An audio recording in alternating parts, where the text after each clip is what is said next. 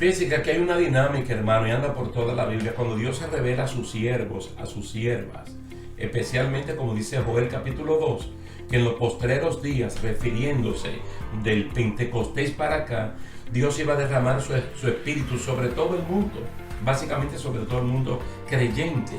Hombres y mujeres, adultos, niños, esclavos, no esclavos, sobre todo el mundo, para que hayan visiones y hayan sueños y haya de todo. Tú sabes, pero dado por el Señor y el Señor fortaleciendo a sus siervos para que lo hagan. Porque el Espíritu...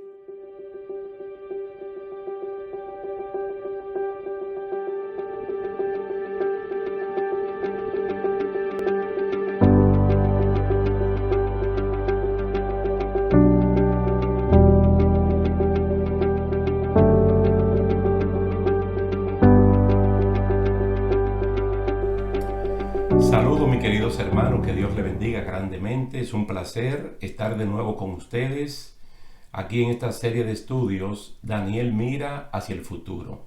De verdad que ha sido una bendición poder compartir con ustedes durante todo este tiempo.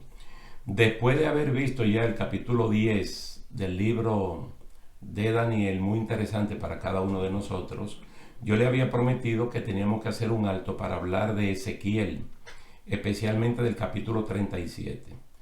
Ezequiel y Daniel, Sadrach, Mesach y Abednego son de los nombres que más se destacan de ese grupo de jóvenes de Judá que fueron llevados cautivos a Babilonia. Uno primero que otro, pero más o menos en el mismo tiempo. Ustedes saben que todo el ataque hacia el pueblo de Judá de parte de Babilonia comenzó en el año 605 a.C. y en el año 586 pues ya todo culminó. 20 años de sitio, de asedio y capturando personas, sacándolos y llevándolos a Babilonia. Probablemente Ezequiel fue llevado en el año 597 a.C. y tal vez los muchachos Daniel, Sadrach, Mesach y Abednego cerca del 586, pero unos años más, unos años menos, es más o menos lo mismo. Ahora, como nosotros hemos estado viendo aquí en Daniel 2, Daniel 7, básicamente, una sucesión de imperios y siempre tienen que ver con Israel, entonces aquí nosotros tenemos que ver lo que se llama el retorno y la reunificación de ese pueblo o de esa nación. Para que ustedes vean que si uno cree en esto de Ezequiel 37, entender y creer todo el mensaje de la palabra del Señor no va a ser difícil o no lo es. Porque es que a través de los años hemos visto que lo que Dios dice en su santa y bendita palabra se cumple al pie de la letra. Nosotros, por ejemplo, hablamos de un reino unido, el reino de Israel, 12 tribus. Como nosotros podemos decir 12 estados o 12 provincias o 12 departamentos. En el caso nuestro de los dominicanos hablamos de provincias, 12 provincias. Entonces su primer rey es Saúl, su segundo rey es David y el tercer rey del reinado unido pues es Salomón. Ahora, ¿qué pasó en el año 931 a.C.? Que hubo una división. El reino de Israel se dividió en dos partes, el reino del sur y el reino del norte. El reino del sur con dos tribus, Judá y Benjamín. Eso pasó a llamarse Judá. Es como si la provincia de Judá absorbiera a la provincia de Benjamín y ya como que no se habla de Benjamín sino de la tribu de Judá, pero son dos realmente. Dos tribus en el sur y ellos retuvieron a Jerusalén como su capital. Y su rey, su primer rey, vamos a decirle el reino dividido, fue Roboam, el hijo de Salomón. El reino del norte, con 10 tribus, retuvo el nombre de Israel. A veces hablamos de los israelitas, pero no estamos hablando de las 12 tribus, sino de 10 tribus o el reino del norte. Y esto es importante que ustedes lo puedan entender. Y si usted le presta atención, esto no es difícil de comprender, porque nosotros mismos hemos pasado por divisiones territoriales. Hemos tenido pueblos que anteriormente eran parte de una provincia y ahora ellos han crecido y tienen una provincia con diferentes municipios. Entonces aquí los 10 tribus del norte se llaman Israel y su capital es Samaria. El primer rey de de esas 10 tribus constituidas en Reino del Norte fue Jeroboam. Jeroboam, no es lo mismo. Roboam es el hijo de Salomón y Jeroboam es el rey, vamos a decir, de Israel, de las 10 tribus. Todo eso está en Primera de Reyes capítulo 12. Entonces, por mucho tiempo estos reinos, aunque eran hermanos, 12 tribus, tenían problemas, guerras entre ellos mismos. El reino del norte, es decir, Israel, 10 tribus, cayó en manos de los asirios. Note bien, en el año 721 a.C. Eso está en Segunda de Reyes, capítulo 17. Y esto vino como castigo por su rebeldía en desobedecer los mandamientos de Dios, como se expresa perfectamente bien en el capítulo 17, estoy en Primera de Reyes, capítulo 17, versículos 22 y 23. Al momento del cautiverio del reino del norte, o casa de Israel, como también se le llama, nunca se habló de un retorno. Presten atención. Estas 10 tribus Dios la está castigando, la está mandando a Asiria y le está haciendo conciencia por qué se van para allá, pero nunca se le dijo que ellos iban a volver. Porque hemos venido estudiando el caso de Judá, de los judíos, de los benjamitas, que ellos se van 70 años de cautiverio a Babilonia, pero se les dice que al final de los 70 años de cautiverio en Babilonia, ellos iban a retornar. Y esto para nosotros ya es historia, porque ahí están los libros de Esdras y de Nehemías, y libros posexílicos como Zacarías, Ageo y Malaquías, que atestiguan el cumplimiento de la palabra del Señor. 2 tribus se van a ir a Babilonia por 70 años. 10 tribus se van a ir a Asiria, no se sabe por qué tiempo. El Señor lo está castigando, se lo están llevando para allá, porque fue un pueblo, las 10 tribus, exageradamente idólatra, pero con exageración. Entonces el Señor, en palabras llanas y sencillas, lo que le está diciendo es: ustedes quieren idolatría, pues yo le voy a dar idolatría por boca y nariz. Entonces permite que los asirios, cuya capital era Nínive, entonces llegaran, invadieran y se llevaran esas 10 tribus. Noten, hermanos, que las cosas de Dios son tan grandes, tan maravillosas, y Dios tiene un control. Mire, Dios tiene un control en todo. Que nosotros hablamos, por ejemplo, de 10 tribus, y tal vez creemos que territorialmente o poblacionalmente eso es mucho. Israel es un país pequeño. Israel siempre ha sido un país pequeño. Actualmente Israel es como del tamaño de El Salvador en Centroamérica. Es un país relativamente pequeño y no es que ha sido tan grande, ni siquiera en el tiempo de mayor expansión que fue en el gobierno de David. Lo que le quiero dejar claro es que si llegan estas personas, ¿cómo es que se llevan 10 y no se llevan 12? Cuando prácticamente no es que allí hay un muro que dice de aquí para allá es Judá y de allá para acá es Israel. Esa es la misma tierra, esa gente habla prácticamente el mismo idioma, tienen las mismas costumbres, es un pueblo pequeño, son las mismas 12 tribus. Entonces, ¿cómo Dios permite que Asiria no se lleve 2 y solamente se lleve 10? Solo para que ustedes vean que cuando Dios castiga, mira, el castigo de Dios es un castigo con vigilancia, con vigilancia. Entonces aquí las 2 tribus que conforman a Judá caen, pero posteriormente en el año 586. Entonces fijen allí en su mente, las 10 tribus se van en el año 721. Oiga bien, 721 antes de Cristo. Y las otras 2 tribus que no van para Asiria, sino para Babilonia, se van en el año 586, caminando a 200 años de diferencia entre una cautividad y la otra cautividad. Todo esto, mire, todo esto ocurrió exactamente como Jeremías en el capítulo 25 lo profetizó. 70 años después, el rey de los persas, porque ya no estaban gobernando los babilonios, sino los medos y los persas, 70 años después, el rey de los persas, que dominaba sobre toda Babilonia, como acabo de decirle, llamado Ciro el Grande, decretó el fin del cautiverio y él promulgó la libertad para que todos los que quisieran regresar a Judá lo hicieran.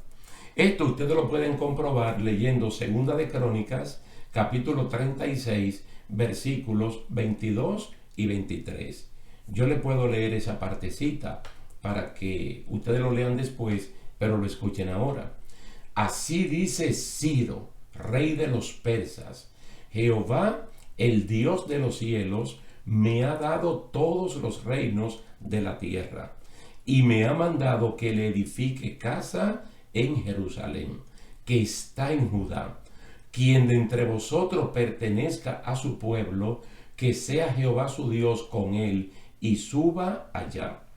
Recuérdense que cuando estuvimos hablando de las 70 semanas, en Daniel capítulo 9, hablamos que desde la orden para la salida, desde la salida de la orden para restaurar a Israel y al templo hasta su consumación, iban a haber 7 semanas de años, es decir, 49 años, que fue todo el tiempo que ejercieron Jesúa, Zorobabel, Nehemías, todo ese equipo para reconstruir el templo y la ciudad. ¿Quién dio la orden? Ciro el Grande, el fundador del imperio persa, que en el libro de Isaías, ahora no recuerdo el capítulo, dice allí que Dios tomó a su siervo Ciro por la mano derecha para hacer lo que él tenía que hacer.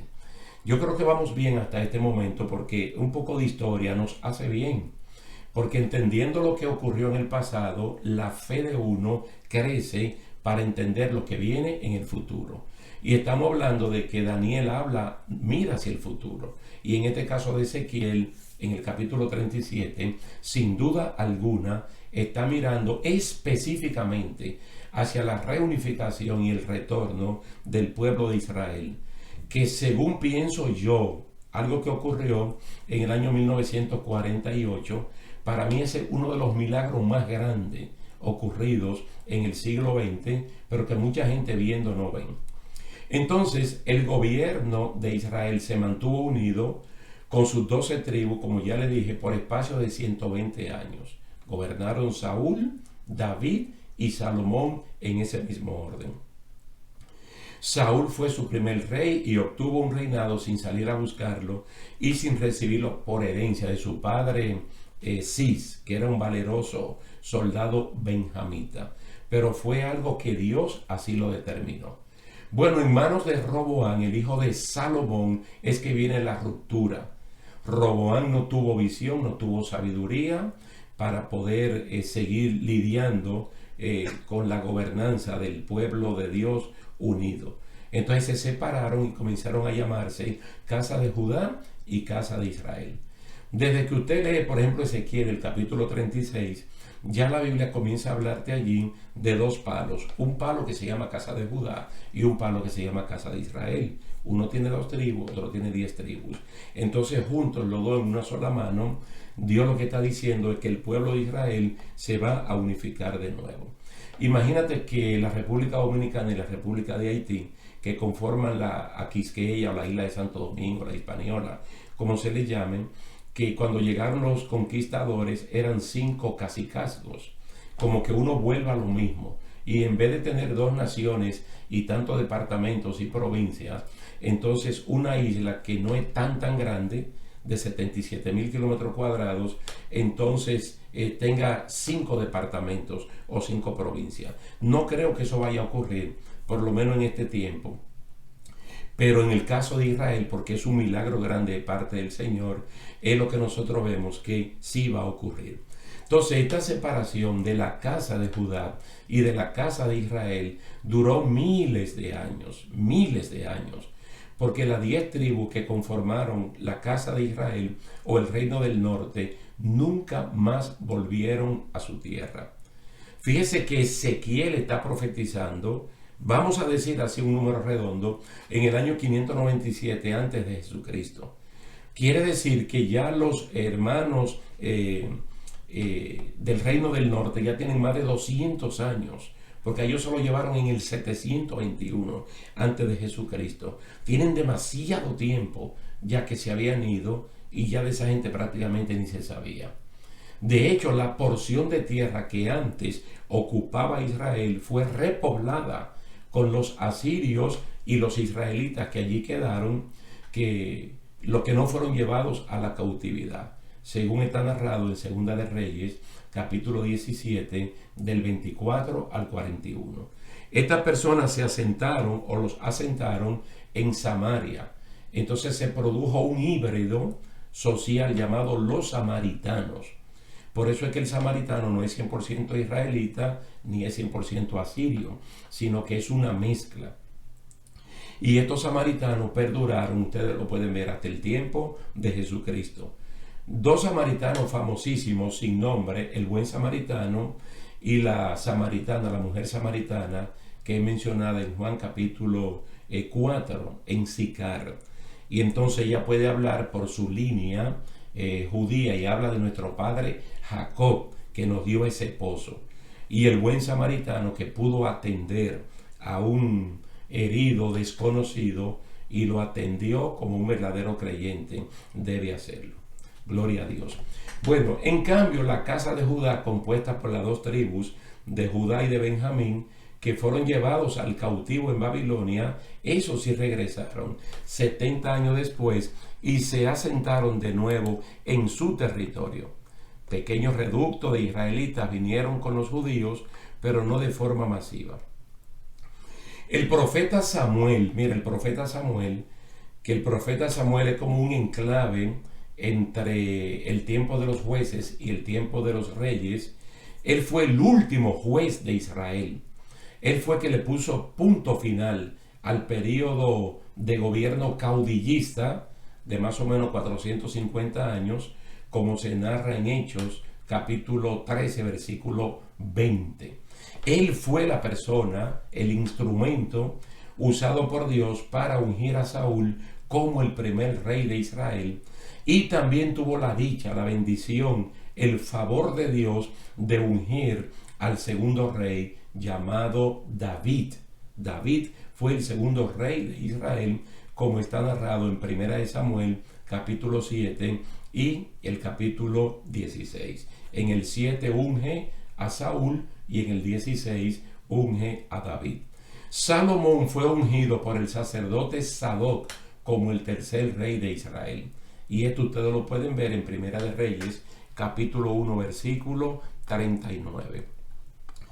Todo esto es muy importante para nosotros, hermanos, porque es que estamos hablando en Daniel y luego decimos, pero hay cosas que nos hacen falta. Entonces, cualquier cosa que haga falta la va a suplir Ezequiel,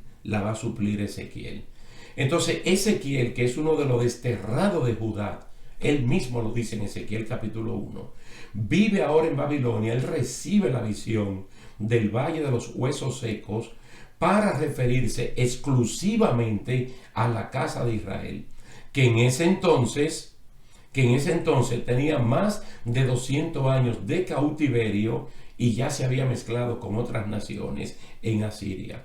Porque también es algo que yo quiero que ustedes entiendan. Cuando a ellos se lo llevan para Asiria en el año 721 o 722, como dicen otros libros, a Asiria, entonces los asirios posteriormente fueron atacados por otros pueblos, otras naciones, otras tribus, y ya usted puede ver el mezclaje, el mestizaje que hubo allí, de tal manera que prácticamente las 10 tribus se daban por perdidas. Pero fíjense en su mente, hagan la visión de que Ezequiel 37 es exclusivamente una profecía para las 10 tribus de Israel. Para las 10 tribus, no para las 12, y no para otro pueblo. Es muy parecido como la revelación de las 70 semanas. ¿Cómo es que le dice Gabriel a Daniel, cuando de parte de Dios le está trayendo la visión? Le dice, 70 semanas están determinadas sobre tu pueblo, sobre su pueblo Israel, en conjunto, y sobre la santa ciudad de Jerusalén. Entonces de ahí es que uno deriva lo que nos puede tocar a nosotros, los gentiles que somos cristianos, parte de la iglesia de Cristo, con profecía que tienen que ver con nosotros. Ahora Ezequiel 37 es exclusivamente una visión para las 10 tribus del reino del norte. Entonces esta visión de Ezequiel 37, la visión de los huesos secos, no tiene que ver nada con la casa de Judá o el reino del sur, que al momento de escribirse esta visión todavía está cautiva en Babilonia y muy poca gente está viviendo en Judá. Recuerden que la persona que dejó Nabucodonosor en Judá fueron a los pobres, a los enfermos y ancianos de edad. Y dejaron también a Jeremías. Y algunos lo que hicieron fue que se fueron a Egipto, porque era un lugar donde podían encontrar trabajo y tener un mejor nivel de vida. Dios se encargó de que Jeremías le hiciera ver a los judíos, no a los israelitas, que ellos iban a retornar 70 años después. Todo eso está en Jeremías capítulo 29, versículo 10. Jeremías 29 es una joya que nosotros la utilizamos mucho en este tiempo. Porque como había un falso profeta llevándole la contraria a Dios, diciendo que el cautiverio era, su fin era el año próximo, que no iban a durar más de 2 o 3 años, Jeremías, Dios le manda a decir al pueblo por Jeremías que se casaran, que estudiaran, que trabajaran y que oraran por la paz, es decir, la prosperidad de la nación, porque ellos iban a quedar allí por 70 años. Todo esto para tener una idea de lo largo que fue el proceso de los israelitas, el reino del norte, para poder retornar a su tierra, y por qué la figura del valle de los huesos secos de Ezequiel 37. Para representar de forma simbólica la pérdida total de la esperanza en el retorno. Ustedes saben que mientras un ser animal, para generalizar, está vivo, hay esperanza. Pero cuando ya muere, pues ya las esperanzas también mueren y el animal o la persona, lo que sea, es solo de sepultarse y ya. Entonces esa es la figura que el Señor está utilizando, la de un valle de huesos secos, pero en extremo, como vamos a ver cuando estemos leyendo la palabra del Señor. Una esperanza, una esperanza que retomada de nuevo nos dice cuándo sería su cumplimiento, pero que Israel volvería de nuevo a su tierra y que junto con Judá será de nuevo una nación unida, como en los tiempos de Saúl, David y Salomón. Entonces vamos a encontrar en la primera parte de Ezequiel 37, los versículos 15 al 28, ahí está todo lo que el Señor le dice al pueblo del reino del norte, que ya están cautivos allá. Vamos a ver lo que dice aquí en Ezequiel 37. La mano de Jehová vino sobre mí, me llevó en el espíritu de Jehová y me puso en medio de un valle que estaba lleno de huesos. Me hizo pasar cerca de ellos a su alrededor y vi que eran muchísimos sobre la faz del campo y, por cierto, secos en gran manera. Y me dijo: hijo de hombre, ¿vivirán estos huesos? Fíjese lo interesante que es cuando Dios está revelando sus planes a sus siervos, especialmente a los profetas, para que ellos puedan decir exactamente lo que Dios le está revelando. Un valle de huesos secos, a veces nosotros decimos un cementerio. Si nosotros decimos que es un cementerio, sería el cementerio más raro, porque los huesos no estaban enterrados, no estaban sepultados. Se supone que en los cementerios pues no se ven los esqueletos, las osamentas, los cadáveres, sino que son sepultados. Pero aquí todo está a flor de tierra, a flor de tierra. Entonces el Señor le da como una especie de tour a Ezequiel para que él visualice bien, para que él se dé cuenta que allí está absolutamente todo muerto, que no hay vida. Ustedes pueden estudiar y darse cuenta que las células óseas y las células muertas que componen el pelo, las uñas, vamos a decir, son las últimas en desaparecer. Y entonces allí no había absolutamente nada vivo. Por eso es que el Señor le dice a Ezequiel: hijo de hombre, ¿vivirán estos huesos? Yo, desde que estudié esto, tomé para mí la respuesta que le dio Ezequiel al Señor. Como decimos nosotros los dominicanos, él no cayó en el gancho de Dios. Y lo que le dijo es: Señor, solo tú lo sabes. Solo tú lo sabes. Y no se puso a inventar dando una respuesta. Porque el que no sabe no debe responder si uno no sabe. Entonces le dijo: solamente tú lo sabes. Entonces el Señor le dijo: profetiza sobre estos huesos y diles: huesos secos, oíd palabra de Jehová. Así ha dicho Jehová el Señor a estos huesos: yo hago entrar espíritu en vosotros y viviréis.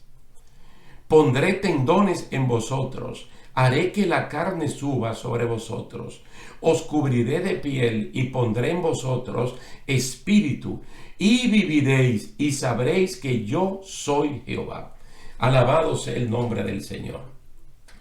Fíjate, hay un momento donde uno estudia, por ejemplo, Primera de Corintios, capítulo 15, versos 50 en adelante, o Primera de Tesalonicenses, capítulo 4, del 13 en adelante, y nosotros vamos a encontrar que el milagro de la resurrección, de hecho, es algo que solamente Dios puede hacer, porque el único que tiene poder, oye, la única palabra que tiene poder para que se haga lo que la palabra está diciendo es la palabra de Dios. Entonces aquí hay algo que, humanamente hablando, nadie lo puede hacer. Nadie le puede dar vida a lo que ya está muerto. Nadie.